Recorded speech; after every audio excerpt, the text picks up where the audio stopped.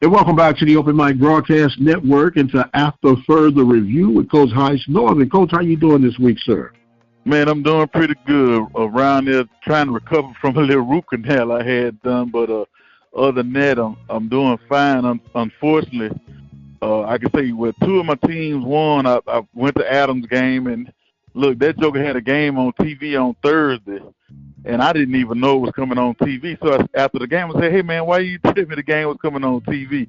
This joker says, oh, man, I put it on my Instagram. You got to follow me. I'm like, hold up, bro. So, it was one of them type of deals. Then I went home. Unfortunately, we didn't make it to the game because of Houston traffic. The high school I graduated from was having a classic for my high school head coach my last year, I should say, and went to watch the Jaguars play, and that wasn't good, and kept up with Prairie View game as I could, and that turned into a good game to another not so good game, and then lucky enough, my younger brother played for the Buffalo Bills, and he got me some tickets at the last minute, so we had to cancel a hunting trip and come to the game, and man, that was one of the best games. NFL games I've seen in person, came a 58-yard walk-off field goal, and it was, ended up being good. But I've been footballing since Thursday, and even watched the Monday night game, which I didn't. Normally I have to do something with my daughter on Mondays, but just getting a chance to watch that game, it turned out to be a good one, to the last minute. Like I say, unfortunately, the Saints didn't pull it out, but I'm not a Saints fan like other people in my family are. I do understand, and we can't overlook, man, what Vanderbilt achieved this past weekend. Wow. Hey, man, that's crazy. Now, my sister-in-law, she actually got her master's degree from Vanderbilt, so she was, she calls herself a Vandy alum on the side when they do things like that, But it just goes to show you, man, sometimes you just got to go play.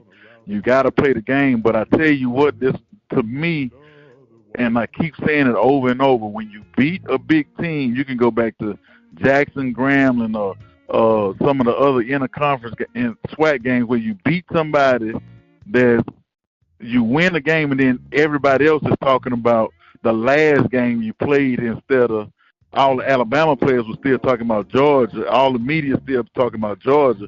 And then nobody's thinking about little old Vanderbilt with a quarterback that got some moxie about himself, and Vanderbilt had some playmakers. And, just me looking back at the few clips I saw, it was like Alabama was a step slow, and that's what happens when you're not tuned in to the game plan throughout the week. You worry about other stuff or what's being said. Or, they probably thought at any moment we're going to turn the switch on and come back and beat Vanderbilt like we always do. But if you don't knock a joke out, if you ain't cracked that jaw a couple times early, and, they just keep on flicking that jab out, that's what happens to you in a game like Alabama versus Vanderbilt on Saturday.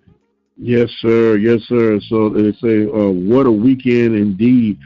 Now, Coach, we got to, as they say, address the elephants in the room. Your Jags, my Panthers. They play Southland opponents. And they say, I'm not trying to kick a man while he's down, Coach. I've never really seen a Southern program struggle as they're struggling right now. You put your finger on it? Yeah, I can put my finger on it.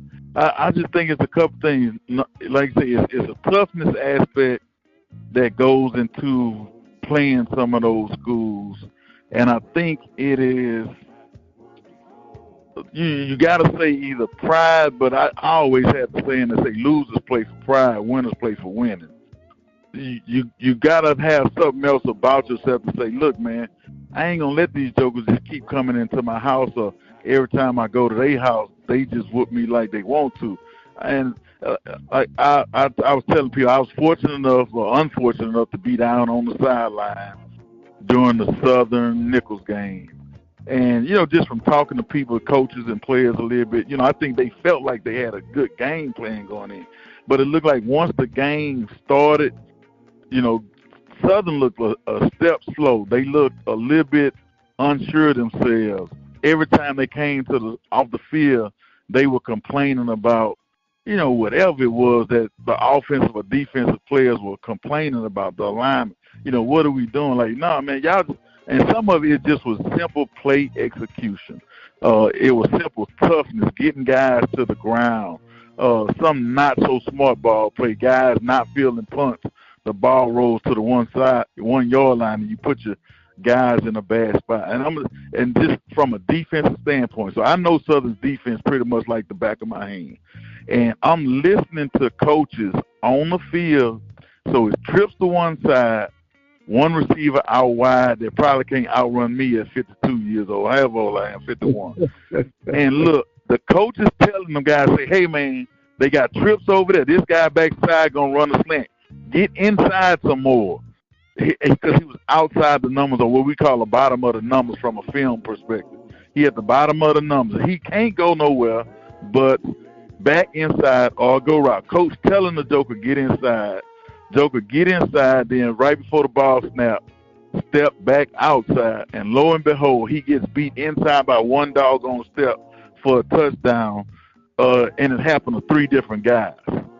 So it's like they not taking what the coach is telling them to the field. So I don't know if it's a lack of either respect or whatever. And then one of the guys, his dad, the player that said his dad and grandfather both in education. And the guy that they interviewed said, man, some of the guys, they needed that humbling because it was almost like they were still harping on the Prairie View win in overtime, or however many overtimes that game went into. They were still harping on the Prairie View win, despite the fact that for all practical purposes, Prairie View should have won that game if you look at the numbers aspect of it. So, like I say, sometimes, man, it's like my dad would say, sometimes you just got to have some gumption about yourself to either do something right, and sometimes you need some gumption to do something wrong. Like, I can't believe they did that. But it's just, just the thing that was disheartening to me was the complaining by the players. And, how sometimes you could look at a guy that's a boxer when he comes out the back, you got to have a little sweat, a little sweat under the saddle for a horse race. You got to be warmed up and lubed up, ready to go. And it's almost like I didn't see that from some guys when they came back out from warming up.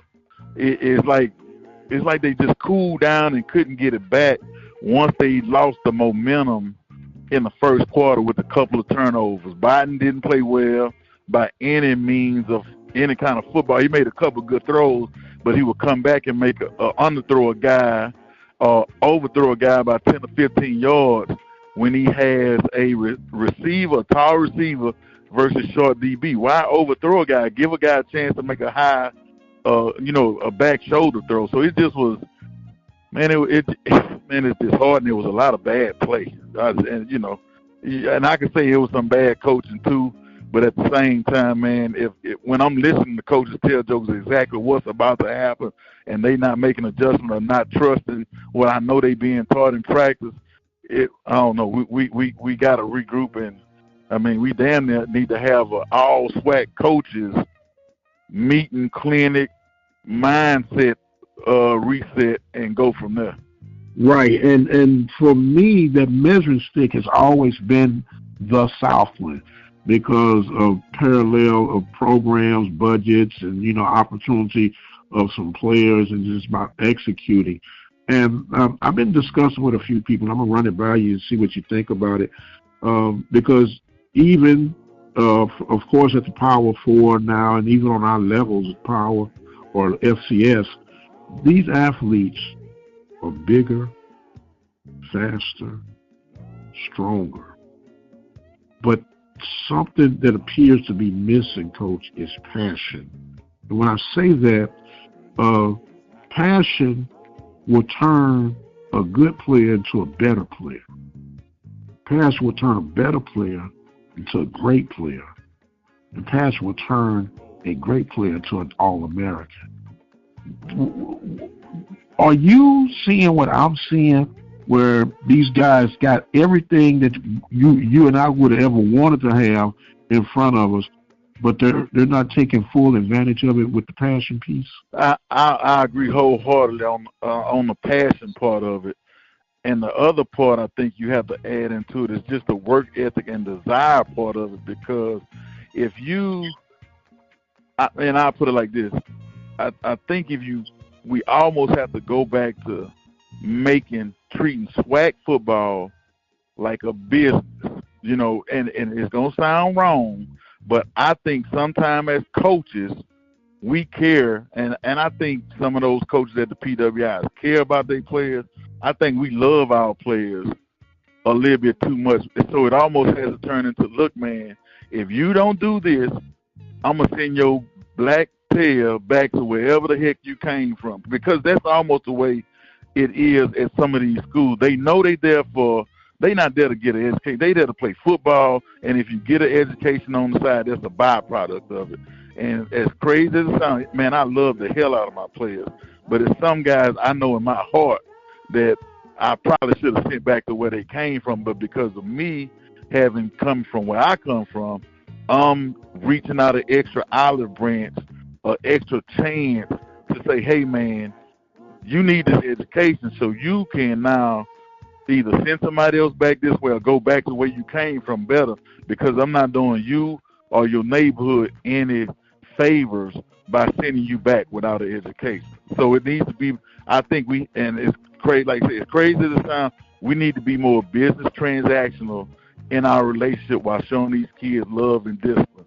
And I say this, when I think if I had to do all over again as a head coach, man, I probably would work those guys so hard that they probably would hate me until they probably got in their early 30s or 40s, because I would work them so hard to where, like, losing is not an option. But at the same time, I think we as coaches give too many chances, and we not being as hard on and off the field as I think we need to be.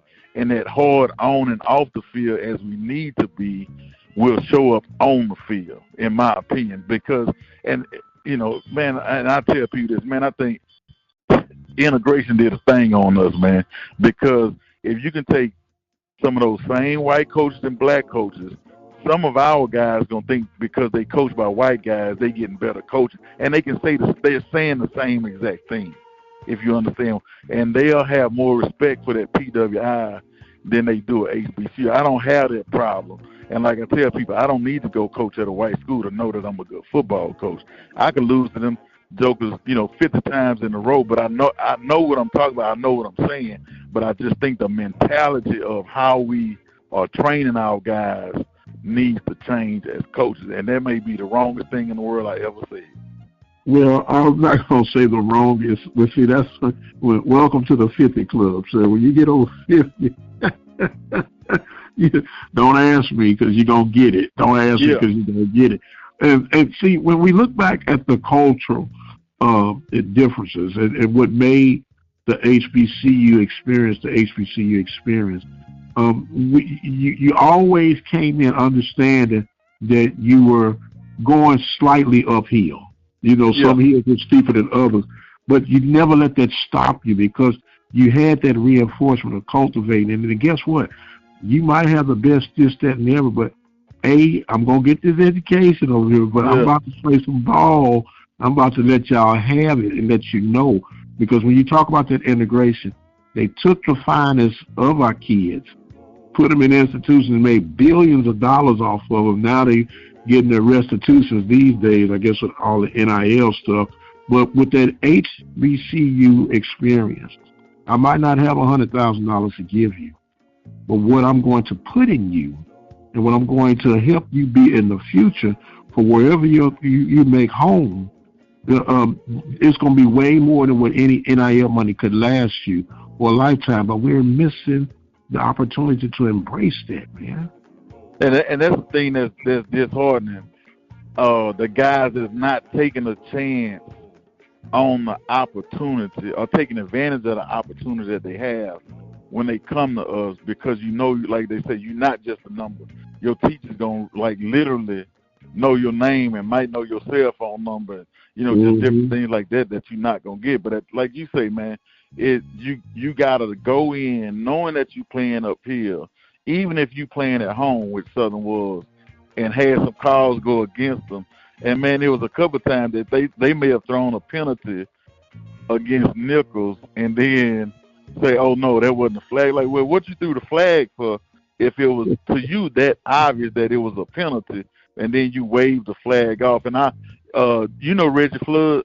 Yes. So Reggie and I, it looked like we always, yes, sir, when we always at the game with each other on the sideline.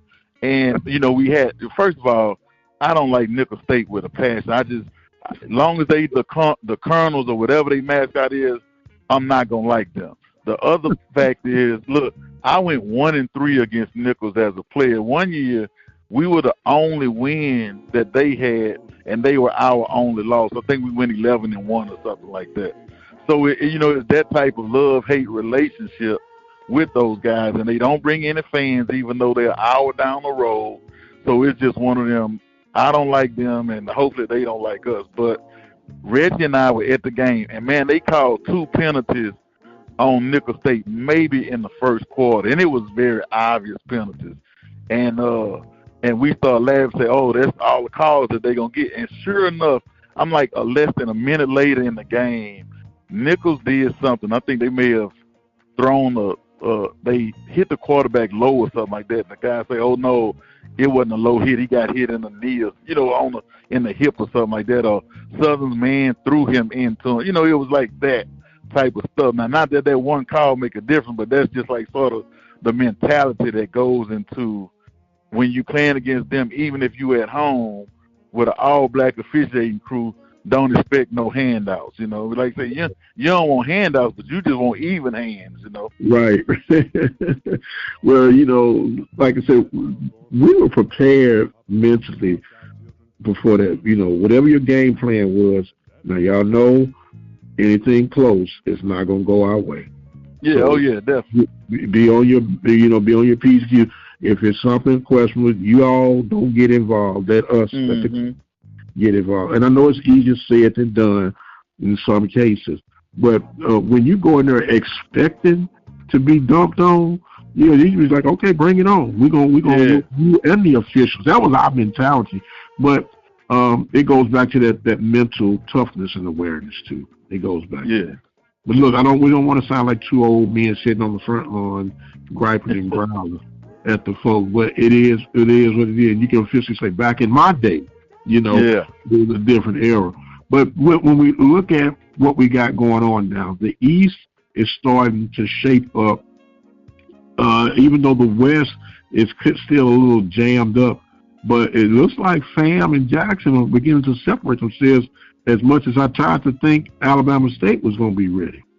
Well, I think the thing with those 2 programs right now are they get more consistent quarterback play, and I would put quarterback play Richardson at Fam in the number 1 spot in the whole conference, followed by Jackson's quarterback. And, man, and I can't think of this joker name, the quarterback at Alcorn is going to give people fits. He reminds me of Air Canada a little bit, probably with a little bit better throwing motion, or the kid that was from Houston, Booker T. Washington, the real tall kid that was there when they won a couple of championships with Coach House. I can see his face and everything. But, man, that joke at Alcorn that they have right now, he got some extra sprinkled on his feet with a decent arm. He just, like I say, they don't have the standout wide receivers. They look like they run the game, getting back going, but that's the when you talk about the consistency of those 2 programs, it all starts with quarterback play, and their quarterbacks are playing better than anybody else's right now. Being Jackson and not Alabama State, Jackson and Florida A&M, followed by, I think, the kid at Alcorn. After watching him play, is going to give some people the blues. Yes, sir. Well, when you look at it, flipping back to the West, Alcorn appears to be where some of the other coaches seem at the top of the food chain right now. And then you still got to look at what Grambling and, believe it or not, Texas Southern is hanging around there where they in striking position.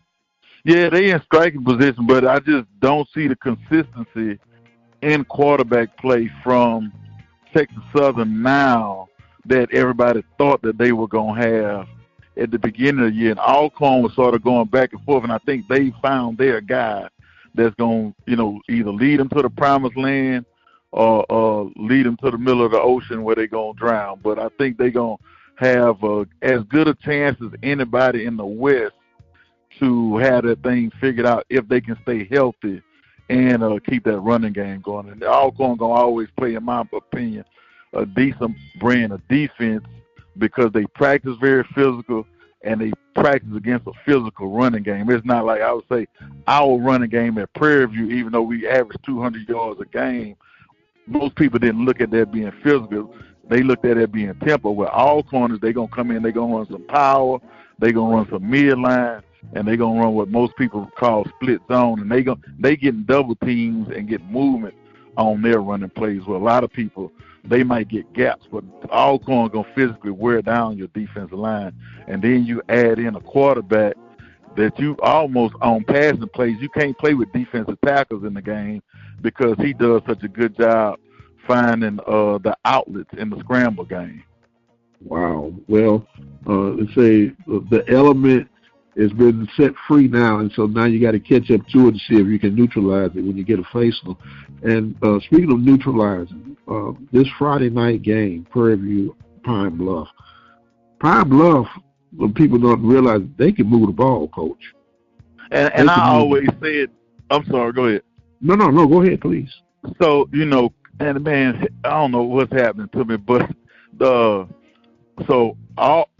Pine Bluff's offensive coordinator, who was at Grambling for a couple of years, was at ULM and at the University of Kansas up there. He does a good job of getting the ball into his playmaker's hand. Now, their quarterback is not the most athletic guy, but he can move around and find some plays through scrambling. And they do a good job of moving people around, getting the ball to their playmaker. So I just say the kid number 11, I think he had 3 touchdown receptions versus Alcorn. But the other thing about it, what Pine Bluff does with all the motion that they do, they lead themselves to be predictable to what's going to happen next. So in my opinion, when they send a guy in motion, either he's going to get the ball or the ball is going to go to the side that he's going to. So that helps you as a defense. But the way they get the ball to him is also creative. You can't just say, well, we just going to blitz off of that side.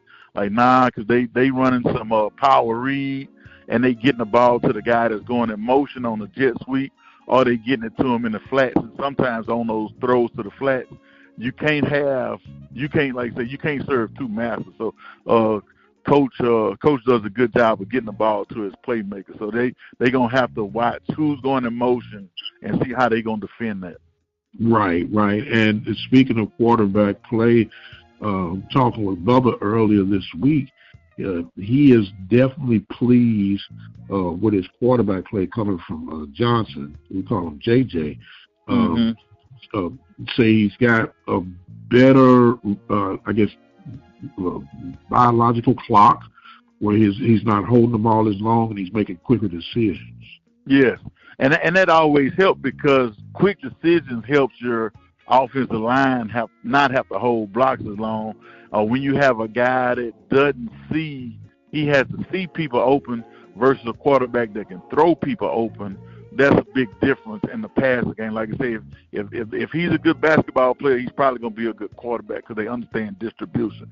So that's why I say if he can find the people and get it to certain spots and make the receiver run to the open area without overthrowing them on the deep ball. I think I still saw maybe 2 throws where he overthrew everybody by 10 or 15 yards instead of maybe giving a Savage a chance to make a high and short come back to the ball and get an interference call, what we call a 50-50 ball. Don't overthrow everybody without putting it in harm's way. Now, sometimes I understand overthrowing everybody, especially if it's a double team. But if it's a one-on-one, then you give your playmaker a chance to make a play, as they say.